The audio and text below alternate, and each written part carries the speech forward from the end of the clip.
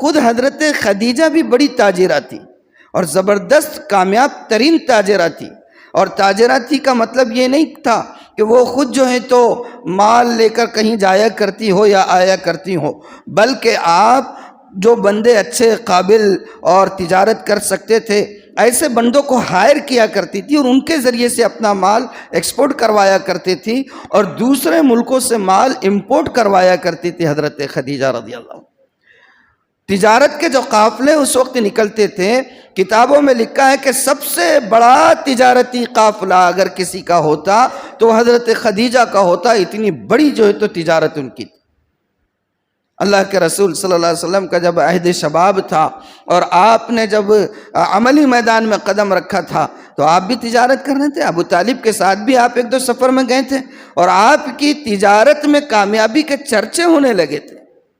حضرت خدیجہ جو تجارت کے قافلوں کے ساتھ کسی نہ کسی کے ساتھ میں ہائر کر کے بھیجا کرتی تھی، تو ساتھ ہی ساتھ اپنے خاص غلام میسرہ کو ساتھ میں کر دیا کرتی تھی. پورے تجارتی قافلے کی نگرانی کرنا، کیا آ رہا ہے، کیا جا رہا ہے، کتنا خریدی ہو رہی ہے، کتنی بکری ہو رہی ہے، اس کی نگرانی کے لیے میسرہ کو ساتھ میں بھیجا کرتی.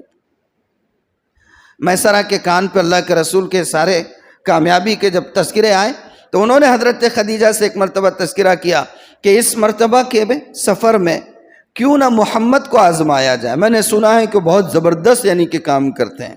تو حضرت خدیجہ نے خود میسرہ ہی کے ذریعے سے اللہ کے رسول کو پیغام پہنچایا اور اللہ کے رسول صلی اللہ علیہ وسلم کو ملک شام اپنے تجارتی قافلے کے ساتھ روانہ فرمایا. اور اللہ کے رسول گئے اور وہ تجارت ہوئی اور اللہ نے اس تجارت میں اتنی برکت دی کہ حضرت خدیجہ کے پچھلے جو تجارتی جتنے قافلے گئے تھے شاید اس میں اتنا پروفٹ اور بینیفٹ ان کو نہیں ملا تھا جتنا اس مرتبہ کے سفر میں ہوا. میسرہ نے آنے کے بعد ساری روداد سنائی. اللہ کے رسول کی یہ کہنا چاہیے کہ امانت داری، دیانت داری، معاملات میں صفائی، ٹرانسپیرنسی، ان ساری چیزوں کو حضرت خدیجہ کے سامنے بیان کیا. یہ ساری چیزیں آئیں تو حضرت خدیجہ پہلے ان کے 2 نکاح ہو چکے تھے، آلریڈی بیوہ تھی، نکاح ہو چکے تھے، شوہروں کے انتقال ہو گئے تو یہ بیوہ تھی. ان کے دل میں خواہش ہوئی کہ ایسے نیک سیرت انسان سے اگر شادی ہو جائے تو بہت اچھی بات ہے. چنانچہ حضرت خدیجہ نے اپنی عزیز ترین سہیلی جس کا نام نفیسہ تھا، نفیسہ کے ذریعے سے اللہ کے رسول صلی اللہ علیہ وآلہ وسلم تک نکاح کا پیغام پہنچایا. اور اللہ کے رسول صلی اللہ علیہ وسلم نے کہا کہ میں اپنے بڑوں سے، اپنے چچا ابو طالب سے اس بارے میں مفاہمت اور مشورہ کر کے جواب دوں گا. چنانچہ جب یہ تذکرہ کیا گیا تو میں نے آپ سے کہا کہ حضرت خدیجہ